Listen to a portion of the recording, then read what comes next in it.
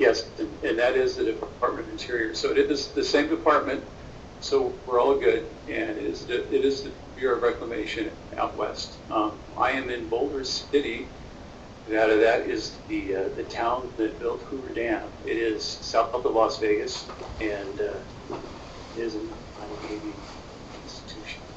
Okay, so if you're ready to hear me, yes. This is the Gila-Salt-Verde system, improving river forecast and emergency management through visualization.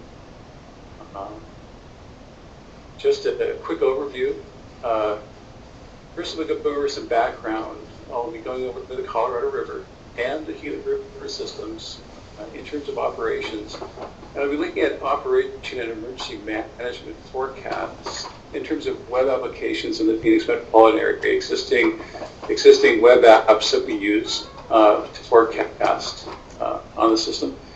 And we'll be also looking in terms of visual analytics. We'll be introducing that concept and then trying to use this in terms of my goals and objectives.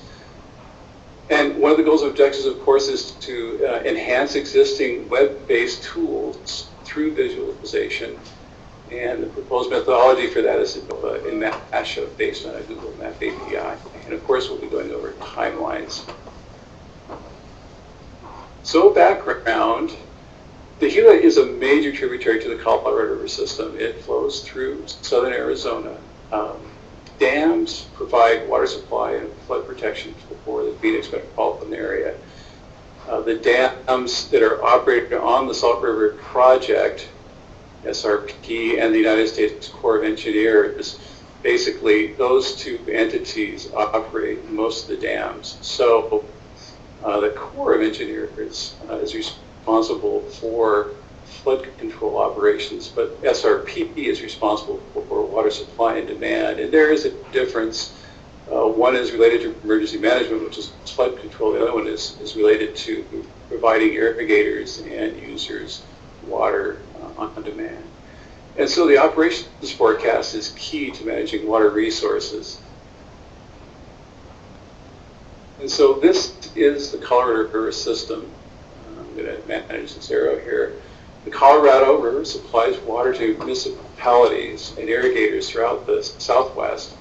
And there are dams along the river which are operated to meet water user demands in Arizona, California, Nevada, Mexico. What I'm going to do is I'm going to start at that 100,000 foot level. We're going to start drilling down, and we'll eventually get down to Phoenix. But let me just kind of give you a little bit of a background here.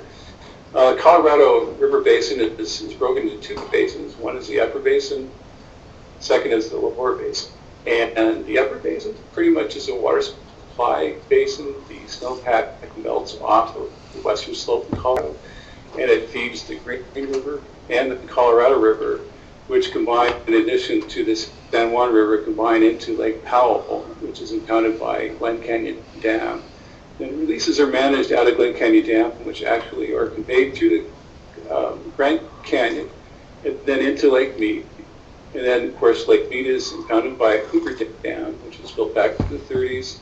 And then releases out of Hoover Dam are released down to Davis Dam, which is right about here, which is impounds Lake Mojave, and then down into Lake Havasu, which is right about here, which is impounded by Parker Dam.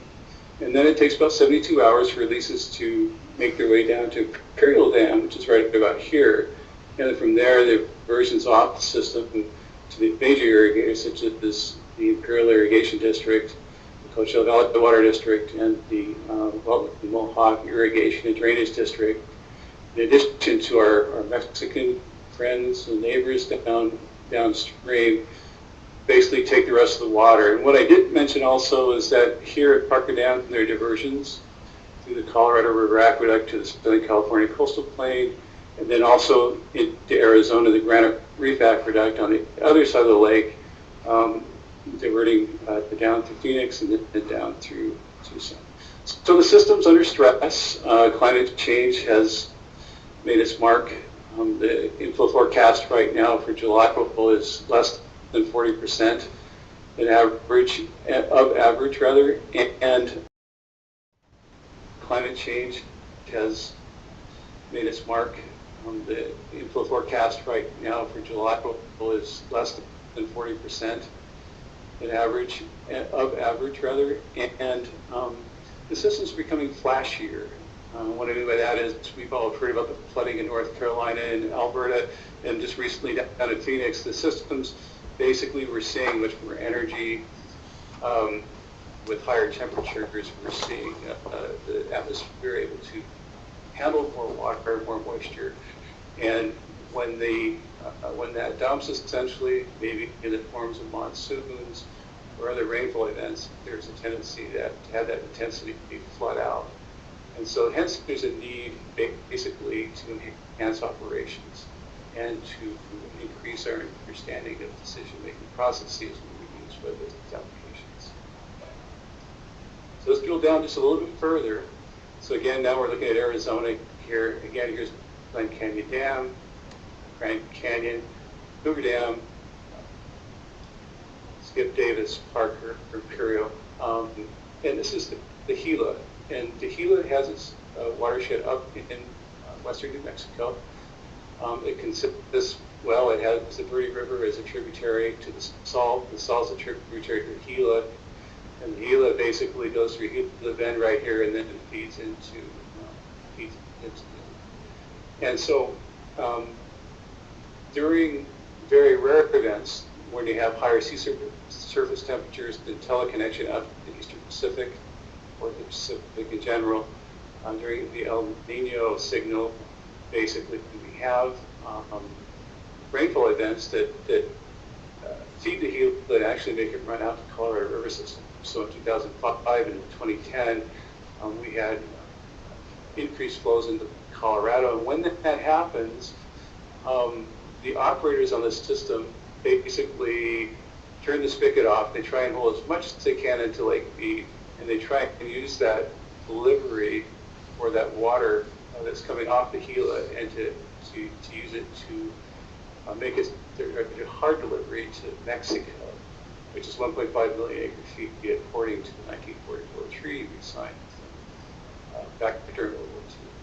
The reason I mentioned that is I want to emphasize the dynamic system. Whenever we have flashier systems, whenever we get into rainfall events that, or others, such as El Nino or hurricanes, the system is very dynamic, and so there's a need for quick decision making, and that brings us back to the visualization of our river system. Now I've really gone just a little bit further here. This is the Phoenix metropolitan area. We're going to take a look at some of those dams. Painted Rock Dam is located right here. That is a Army Corps of Engineers facility. It's only for flood control. Its main purpose is to protect the Colorado River on the downstream side. During El Nino conditions, though, leases out of Painted Rock Dam, but down into the Colorado River system. And then the other side, we have Coolidge Dam, and that's owned and operated by Reclamation. We have Stewart Mountain Dam on the Salt River system, Marvin Flat, Morris Basin, and Roosevelt. On the Salt, and on the Verde system, there's Bartlett Dam, and then there's Horseshoe Dam up here. Lastly, we have this Granite Reach Diversion Dam, which is kind of a speed bump way that flows out of the Salt River system before reaching Phoenix. And what happens here is that basically we have diversions out to irrigators and to other users in the Phoenix metropolitan area, which are fed by the Salt River system. So now let's shift over to what we look at when we look at forecasts. So again, there's this need for a dynamic understanding and reaction to what's going on in the system.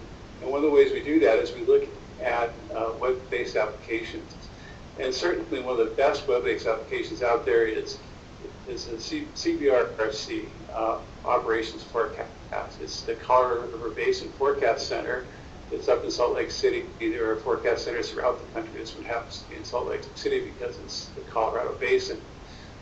Again, and you can see the upper basin here and the lower basin, and we're down over here in the Gila. So if you look at this web base, Gila. So if you look at this web-based application, what you do is you can run your cursor over any of these little blue dots you see here, which are diamond-shaped gauges. Basically, it's the USGS gauge data, which is fed into the website, and is basically reprocessed and presented to the end user in a certain way.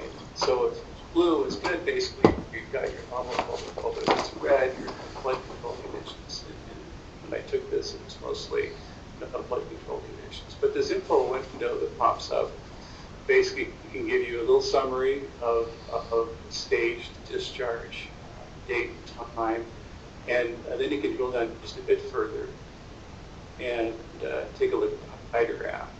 So at this gauge, which is the USGS gauge, fed into the website of the CBRC, we have the Gila gauge at Red Rock, and we can see that blue, which is history, is peaking out at 4,000 CFS on July 4th, and then on July 9th, it also peaked out at 2,000 CFS. Now the green is the forecast. We call it their operations forecast.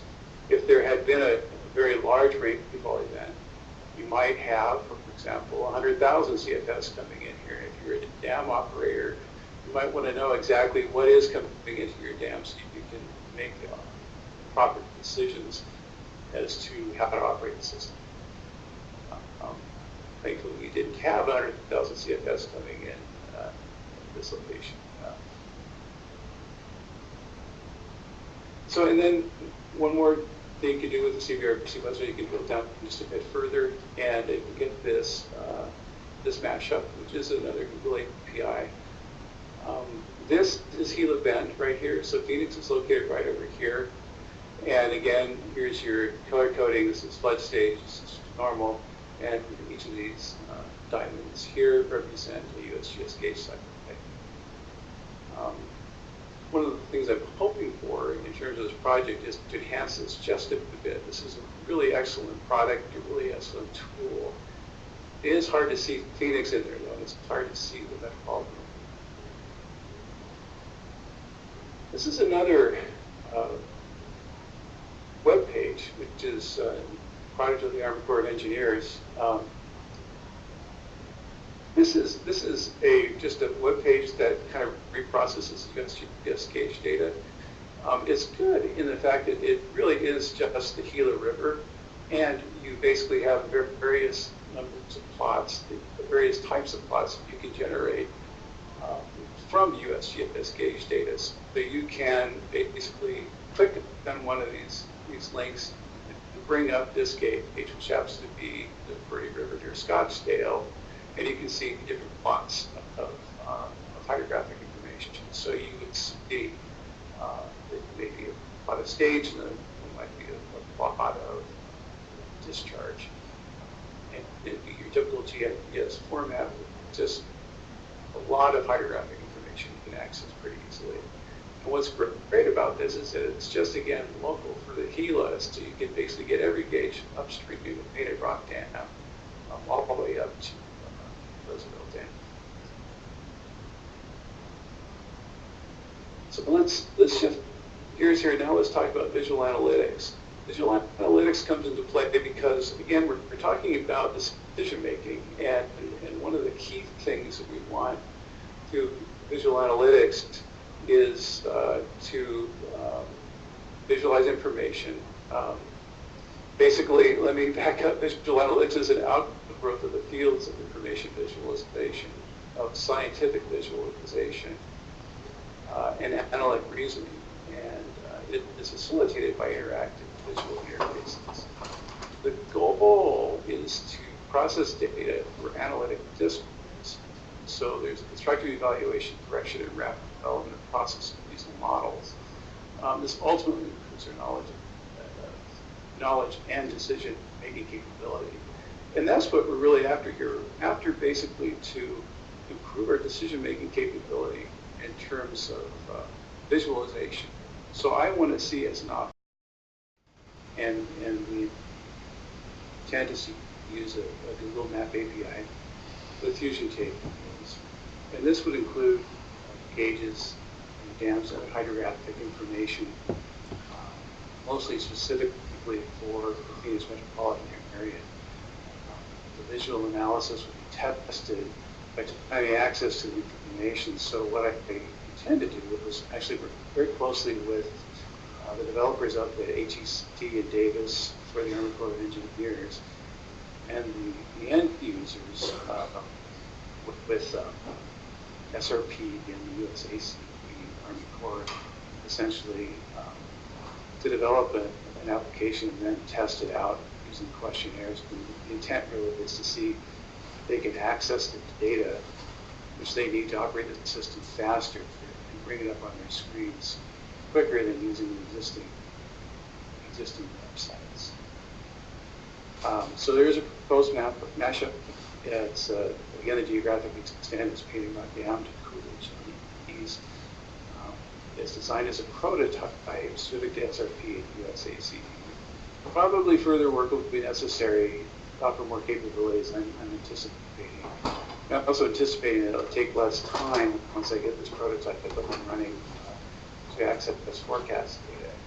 And of course, there are some existing mashups already out there. One of the concerns I had was reinventing the wheel.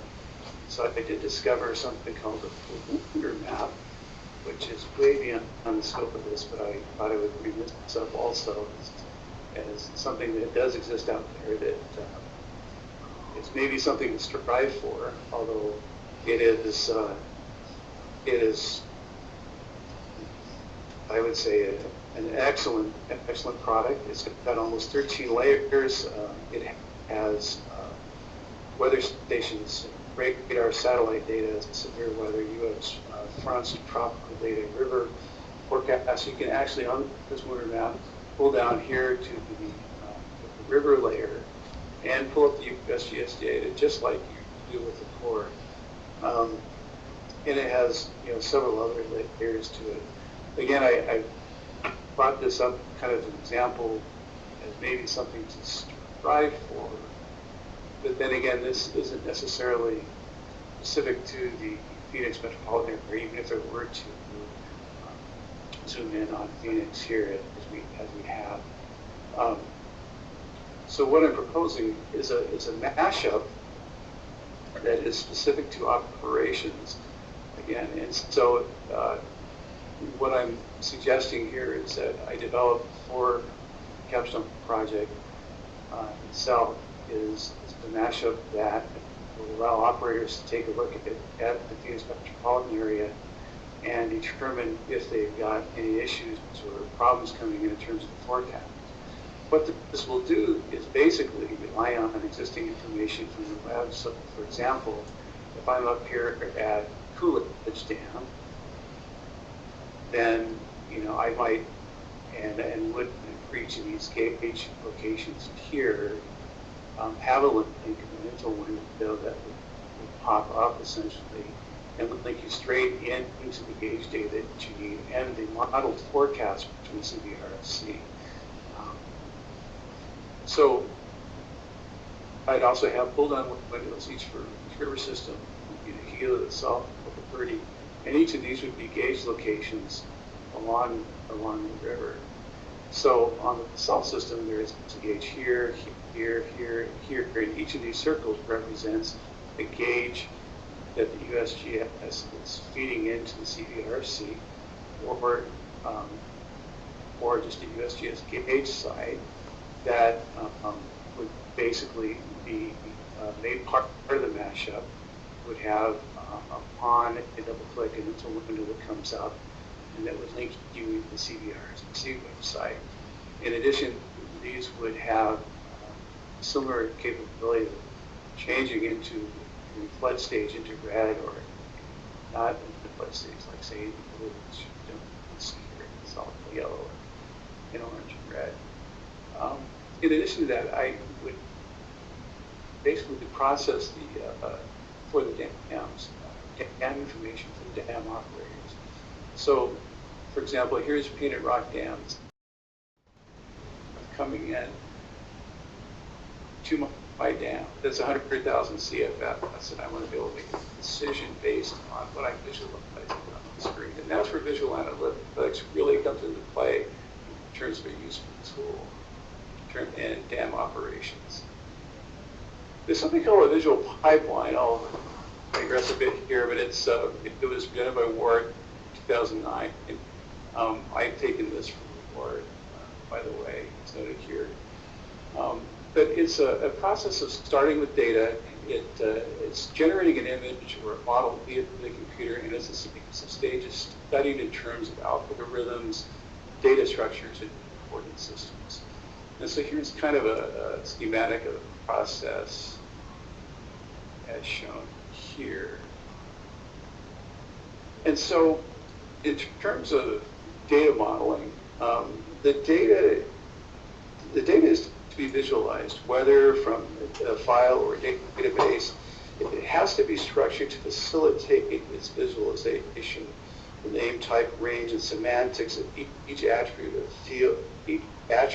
or field of the data record must be available in a format that ensures rapid access and easy modification. In reclamation, we have something called a hydrologic database. It's an Oracle-based database, but it has what I just described essentially. It has a number of tables, records, it's a schema, it has everything structured such that the data can be processed. In terms of data selection involves identifying a subset of the data that will be potentially visualized. This can occur totally under user control or via algorithmic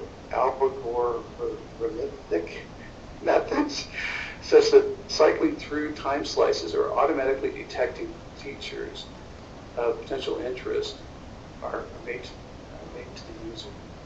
And then visualizing mappings, data to visualizing mappings, is really the heart of the visualization and this pipeline.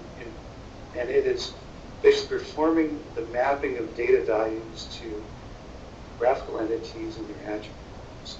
Thus, one component of a data record may map to the size of the object, while others might control the position or color of an object. And this method often involves processing the data prior to mapping, such as scaling, shifting, filtering, interpolating substance. Then if you look at moving on to scene parameter setting or view transformations, this is traditional graphics. The user can specify several attributes of the visualization that are relatively independent of the data. This may include, for example, color map selection, and other visualizations, 3D renderings.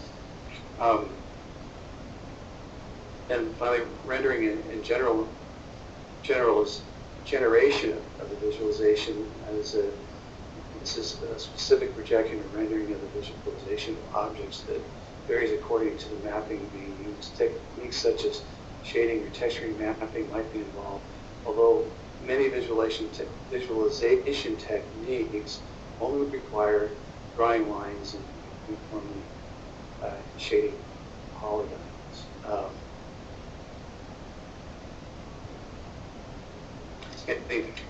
So let's try and bring this into goals and objectives. So what I'm trying to develop is a one-stop source web-based forecast for the Gila system. I am Gila-Salt-Verde system. As we saw from the CBRC website, we can drill down and see a bit from their Google Mashup. And then on the core system, we've got basically links into the gauge information. We don't have necessarily their modeling like the CBRC provides for future operations forecasts. So what I'm trying to do is implement a web-based prototype and tool using the concepts of visual analytics that we just discussed, and then ultimately increase the SRP US ACD operational efficiencies. So the proposed methodology is to develop a mashup to be tested by operators at the Army Corps and